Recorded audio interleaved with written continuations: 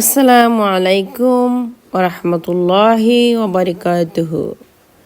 প্রিয় দিনী ভাই ও বোনেরা, আজকে আমরা এমন একটা ঘটনা শুনবো যা শুনলে আমাদের অন্তর কেঁপে উঠবে।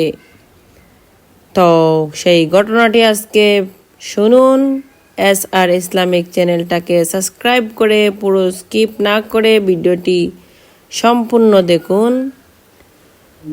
ইসলামের তৃতীয় খলিফা জান্নাতের সুসংবাদ প্রাপ্ত সাহাবী হযরত উসমান ইবনে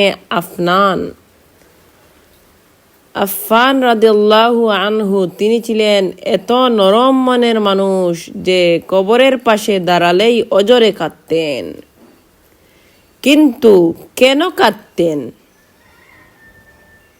যিনি জান্নাতের সুসংবাদ পেয়েছেন, যিনি দুই নূরের অধিকারী, তার চোখের কেন পানি? সেটা সম্পর্কে আজকে আমরা জানব। চলুন আজকের ভিডিওতে সেটাই জেনে নেব। প্রিয় দিনী ভাই ও বোনেরা, হয়তো ভিডিওটা একটু লম্বা হতে পারে, কিন্তু পুরো ঘটনাটা শুনবেন ইনশাআল্লাহ। হযরত উসমান রাদিয়াল্লাহু তাআলা আনহু সম্পর্কে সাহাবীরা বলতেন, তিনি ছিলেন অত্যন্ত লাজুক ও বিনয়ী।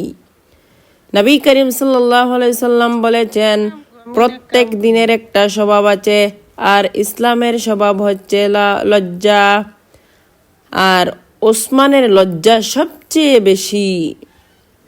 একদিন সাহাবীরা দেখলেন হযরত উসমান রাদিয়াল্লাহু তাআলা আনহু জান্নাতের কথা শুনলে হাসেন, জাহান্নামের কথা শুনলে কাঁদেন, কিন্তু সবচেয়ে বেশি কাঁদতেন যখন কোনো কবরের পাশ দিয়ে তিনি যেতেন। একদিন হযরত উসমান রাদিয়াল্লাহু তাআলা আনহু কথা শুনলে হাসেন, জান্নাতের কথা শুনলে তিনি হাসেন এবং জাহান্নামের কথা শুনলে কাঁদেন, কিন্তু সবচেয়ে বেশি কাঁদতেন যখন কোনো কবরের পাশ দিয়ে যেতেন। কেন কাঁদতেন সেটা আজকে আমরা জানবো। হাদিসে এসেছে তিরমিজি শরীফের বর্ণনা থেকে বলছি, হযরত উসমান রাদিয়াল্লাহু তাআলা আনহু যখন কোনো কবরের পাশে দাঁড়াতেন, তখন তিনি এমন ভাবে কান্না করতেন যে তার দাড়ি ভিজে যেত।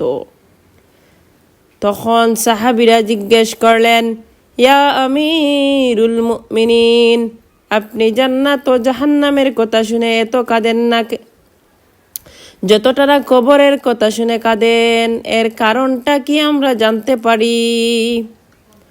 তখন হযরত উসমান রাদিয়াল্লাহু তাআলা আনহুর চোখের পানি মুছতে মুছতে বলেন, নিশ্চয়ই কবর হলো আখিরাতের প্রথম মঞ্জিল।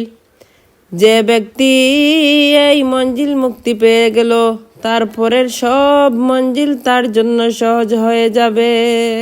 সুবহানাল্লাহ। আর যে এখানে আটকে গেল, তারপরের সব মঞ্জিল তার জন্য কঠিন হয়ে যাবে। এরপর তিনি আরো বলেন, আমি রাসূল সাল্লাল্লাহু আলাইহি সাল্লামকে বলতে শুনেছি, আমি কবরের চেয়ে ভয়ঙ্কর আর কোনো দৃশ্য দেখিনি। চিন্তা করেন ভাই, যাকে স্বয়ং রাসূল সাল্লাল্লাহু আলাইহি সাল্লাম জান্নাতের সুসংবাদ দিয়েছেন, যিনি দুইজন নবী কন্যাকে বিয়ে করেছেন, তিনি ইসলামের জন্য নিজের সম্পদ বিলিয়ে দিয়েছেন, সেই উসমান রাদিয়াল্লাহু তাআলা আনহু কবরের কথা মনে করে ভয়ে কাঁপতে থাকেন, কাঁদতে থাকেন। কারণ তিনি জানেন কবর কারো বন্ধু দেখে না, সেখানে বাদশাহ ফকির সবাই সমান। সেখানে প্রশ্ন হবে তিনটা, তোমার রবকে, তোমার দিন কি, তোমার নবীকে। তো সেই ভিডিও থেকে আমরা প্রিয় ভাই ও বোনেরা, হযরত উসমানের কান্না আমাদের জন্য শিক্ষণীয়। আমরা দুনিয়ার বাড়ি গাড়ি টাকা নিয়ে ব্যস্ত, কিন্তু আমাদের আসল বাড়ি তো কবর। উসমান রাদিয়াল্লাহু তাআলা আনহুর মতে আমাদের কবরকে স্মরণ করা দরকার। কবর আমাদের মনে করিয়ে দে, তোমরা টাকা এখানে আসবে না, তোমার পদবি, পদ, ধন দৌলত